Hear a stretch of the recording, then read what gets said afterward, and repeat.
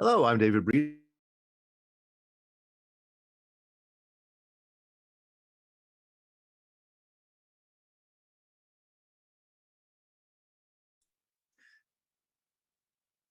Uh, this is Coffee and Wisdom, and thanks for joining us today. We have gone to a live on Tuesday and Thursday format for Summer Wisdom, and this week we've been talking about the problem with language.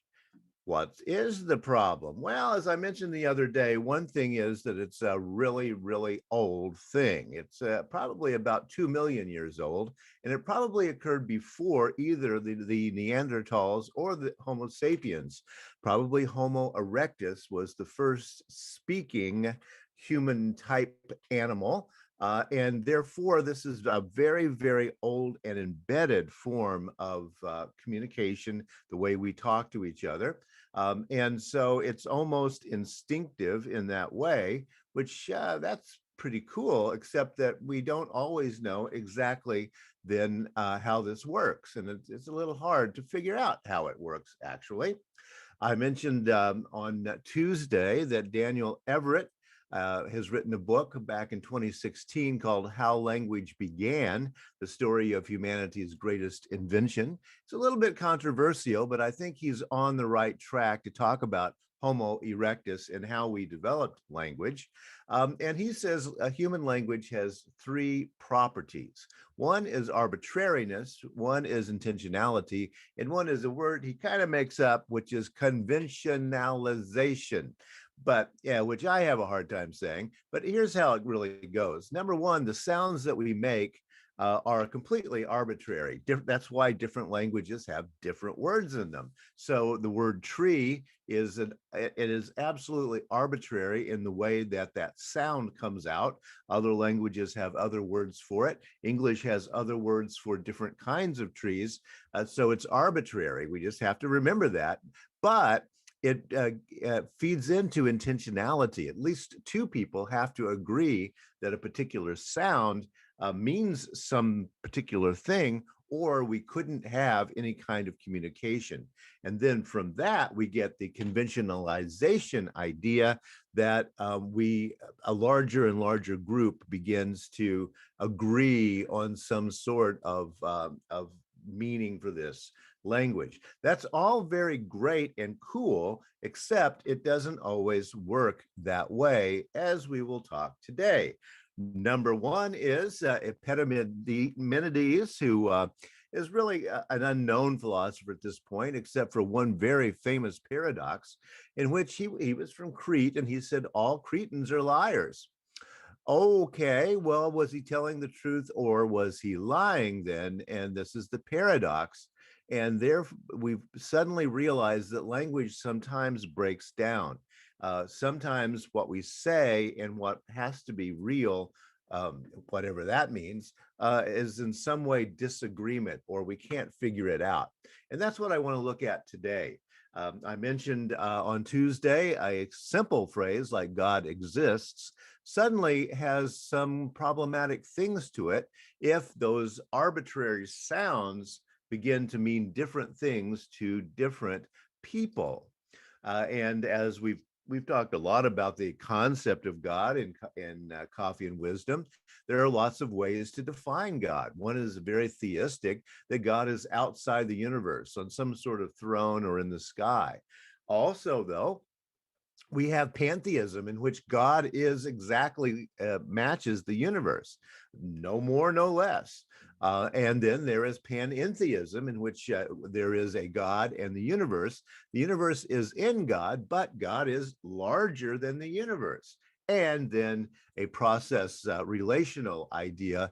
It's kind of a little bit panentheistic, a little bit pantheistic, but this is the idea that all the processes of the universe, including the expansion and accelerating expansion, are all parts of the creativity of something that we can call God.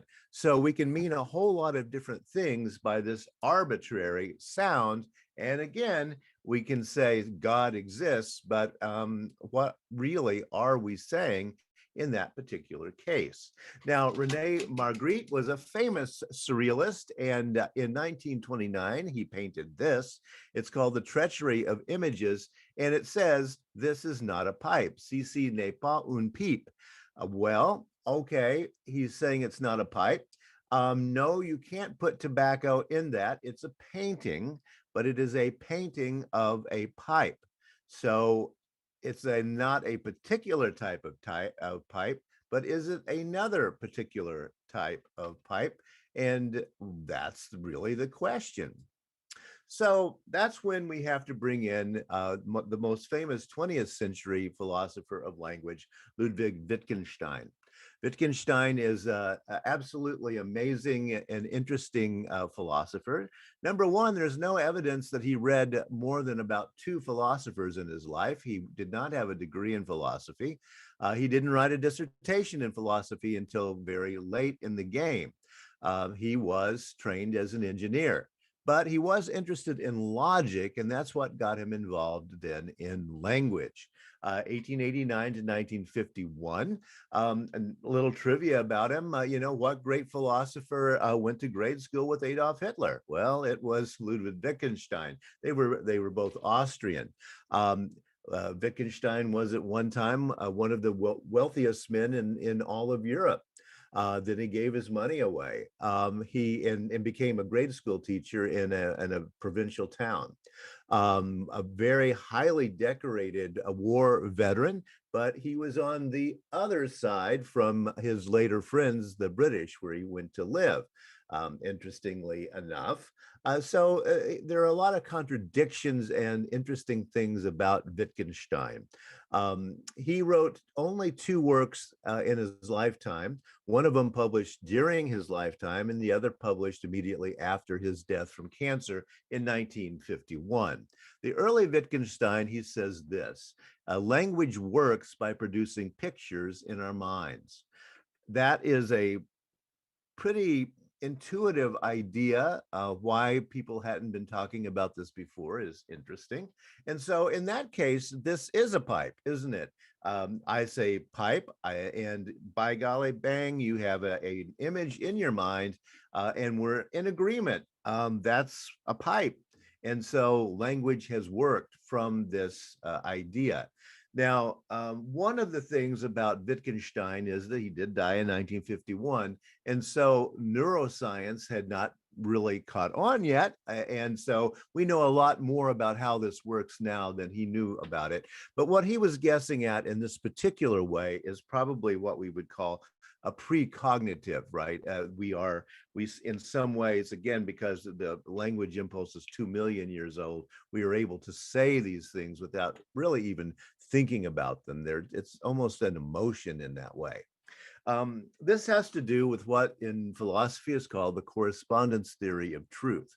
That is that I can say Milky Way as a conventional language sign, and we can talk about it. It's something that we will agree exists. It has pictures. It has all kinds of astrophysics about it, and we can talk about that because Milky Way corresponds to something that we say actually exists. But wait, there are all kinds of pipes. And this is what really Wittgenstein got involved in later after the publication of his first book. There are many types of pipes. How do we know what we're talking about when we're talking about a particular kind of pipe? Recently, we've been talking about a pipeline shutdown. Well, it's not the manufacturer of smoking pipes that we've been talking about. It's something that conveys petroleum. So there are different kinds of pipes. So how can we do that? Wittgenstein says, how can we talk about these different kinds of pipes or these different kinds of gods and understand that we're actually not talking about the same thing and avoid confusion? Well, Wittgenstein realized that words have meaning because of the context in which they are used. So we have a smoking pipe and we have a water pipe, we have a petroleum pipe, we have various kinds of pipes. How do we know which one we're talking about? Because of the context of the particular conversation. We don't get confused because we know we're talking about an oil pipeline when we set it up as an oil pipeline in that context. Now, this was a real revelation. No one had really discussed this before in exactly this way. What he began to think about in his career as he grew older was that that context of language then is what he called a language game. Now, this is often misunderstood because no, we're not playing games when we're using language. We sometimes we are, but usually we aren't. But what Wittgenstein says is, let's think about games. What is it that is common to all games? We know a game when we see it. There's hockey, there's curling. We know Pac-Man, etc. We know board games. We know checkers. We know tic-tac-toe. So we know that these things are games. But if you really begin to look at it, Wittgenstein argued, you can't find the one thing that all games have in common. Even serious, non-serious, or that kind of thing, winner, loser, none of those categories fit all games. So what is then going on? Well, it is the context. All games actually have nothing in common, he says, and there is what he would call a family resemblance. That is, that we sort of know what a game is because they are like other games in certain ways, even though we have two extreme poles in which the games are nothing alike, but there's a continuum in between, and therefore we can't understand that they're both games. They have a family resemblance. But are we ever talking about the same thing when we are in a situation in which we are talking about pipes or games? And that's the real question. Are we ever really talking about the same thing? Well, there is then in philosophy three theories of what we would call truth. I mentioned the correspondence theory, that we can talk about the Milky Way because we agree what the Milky Way is. Well, that's one way of doing it, but there is a problem with that, which is that remember the arbitrary sign thing? There's actually no connection between those two words and anything that exists, except again by common agreement. So some philosophers will argue that actually truth only works because of coherence. That would be how these ideas work together, and we agree, yeah, that's true, and that's true, and that's true. They have to cohere in some way, and that's how we build truth claims. Fine and good. And in some instances, that makes perfect sense. In others, it doesn't. And that's where pragmatic philosophy comes in which we simply say, you know what? Milky Way is Milky Way because we can agree on that. Let's just call it that until we call it something else. And let's not worry about it actually being true in any way.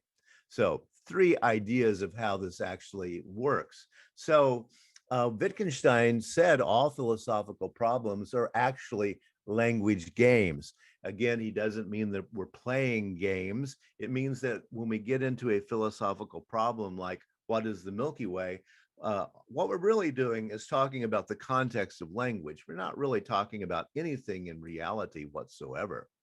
So then back to my original claim here, God exists. And okay, is this statement true? Does the idea of God exist anywhere in the universe as a one-on-one correlation? Or does God exist only in some other form, a pragmatic form or a coherence form? Is the statement then true or false? Can we say either one about it? All right, well, all right. We all know that God exists is one of those big questions. So let's think about something a little bit easier, such as the Easter Bunny exists. All right, does the Easter Bunny exist? Hmm. We might immediately say, well, of course not. It's a fantasy. It's a fable. It's something we tell kids. The Easter Bunny manifests in chocolate around Easter holidays, but other than that, the Easter Bunny doesn't exist. Maybe you could say that, but you could also say, well, wait a minute, the Easter Bunny does exist because I've seen photos of the Easter Bunny. Here's the Easter Bunny and Superman. Oh, wait, do either of those exist? And, that is a good question. How do they exist? In what context do they exist? And then we have Donald Trump with the Easter Bunny. Do either of them exist? If so, which one? Or if both, how do they exist? And do they exist in different ways? So God exists. All right, let's talk about that. The Easter Bunny exists. All right, let's talk about that. Are they different language games? Do they have different contexts? Is what Wittgenstein would ask us about that. Actually, there's a very good book by Eric Kaplan that is called Does Santa Exist? And it is a philosophical investigation. You see that the creator of The Simpsons says the funniest book of philosophy since, well, ever. Not a bad recommendation. And so Kaplan, who is not a philosopher, but does a pretty good job at it, says, does Santa exist? The same questions as does the Easter Bunny exist? And what he will get at in the book, if you're interested, is it's actually the same question as does God exist? But how do we get there? Well, let's look at the This Is Not a Pipe and CC Naipatwan Peep, This Is Not a Pipe. Actually, both statements are true and false at the same time because of the context. I can't put any tobacco in either of those pipes and smoke it. Therefore, if that is my definition of pipe, sorry, it doesn't, neither of these are pipes.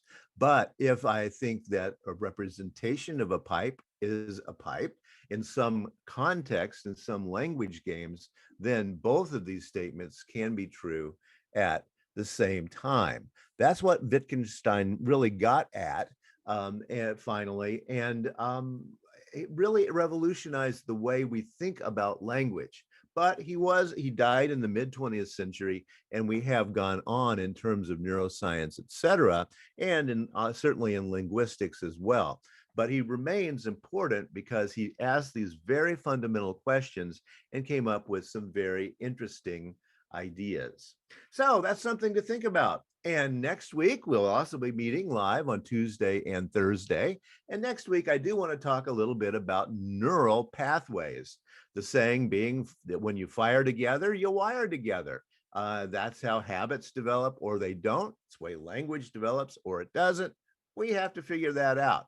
But we'll go from a very early 20th century idea of how language works to the newer examinations of how we now think the brain works. And we'll see if there's any coherence or at least pragmatic truth between those two things.